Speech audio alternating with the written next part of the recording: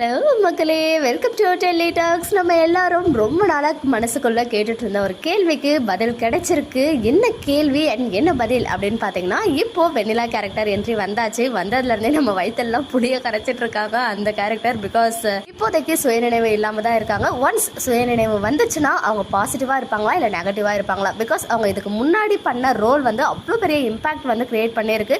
So அதனாலேயே இவங்க வந்ததுலேருந்தே ஒரு வேளை இவங்களை நெகட்டிவாக மாற்றிடுவாங்களோ? ஏன்னா அங்கே இருக்க வில்லன்ஸ் கேங்கும் அப்படிதான். ஏன்னா பசுபதி ஆகட்டும், அஜய், ராகினி இவங்கெல்லாம் இப்போ ஒரு கேங்காக இருக்காங்க இல்லையா? அவங்க மூலமாக அவங்க வந்து ஏதாவது இன்ஃப்ளூயன்ஸ் ஆகி ட்ரிகர் ஆகி ஒரு வேளை நெகட்டிவாக சேஞ்ச் ஆகிடுவாங்களா, வீக்காவுக்கு அகைன்ஸ்டா அப்படின்ற மாதிரி நிறைய கொஸ்டின்ஸ் வந்து நம்ம மைண்டில் ஓடிட்டு இருந்துச்சு.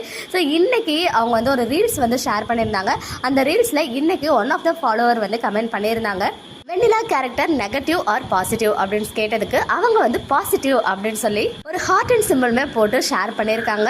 ஸோ இதில் இருந்து அவங்களுடைய கேரக்டர் இப்போ வரைக்கும் அவங்களுக்கு டிஸ்கிரைப் பண்ணதுல இருந்து பாசிட்டிவ் அப்படின்னு தான் சொல்லியிருக்காங்க போல.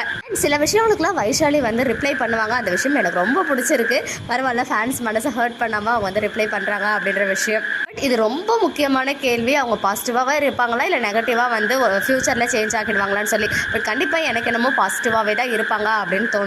அதுக்கேற்ற மாதிரி அவங்களே வந்து ஆன்சருமே பண்ணியிருக்காங்க பாசிட்டிவ் அப்படின்னு சொல்லி. இப்போ வந்து ஒரு குட்டி ரிலீஃப் கிடைச்சிருக்கு வீக்கா ஃபேன்ஸ் எல்லாத்துக்குமே. பிகாஸ் நெகட்டிவாக போயிட்டா முத்தாழ்கு மாதிரி ஆகிடுமோ அப்படின்லாம் பயந்துட்டு இருந்தாங்க இல்லையா? ஸோ இனிமேல் அந்த பயம் வேண்டாம். எனக்கு தெரிஞ்சு கூடிய சீக்கிரம் பிரவீன் சார் வந்து அவங்களை குணப்படுத்தி அவங்களுக்குன்னு ஒரு பேர் கொண்டு வந்தால் இன்னுமே நல்லாயிருக்கும் அப்படின்றது தான் என்னுடைய ஒப்பீனியன். ஸோ நீங்கள் என்ன நினைக்கிறீங்க அப்படின்னு கமெண்ட்டில் சொல்லுங்கள். அண்ட் எல்லாருக்கும் ஹாப்பி வீக்கெண்ட்.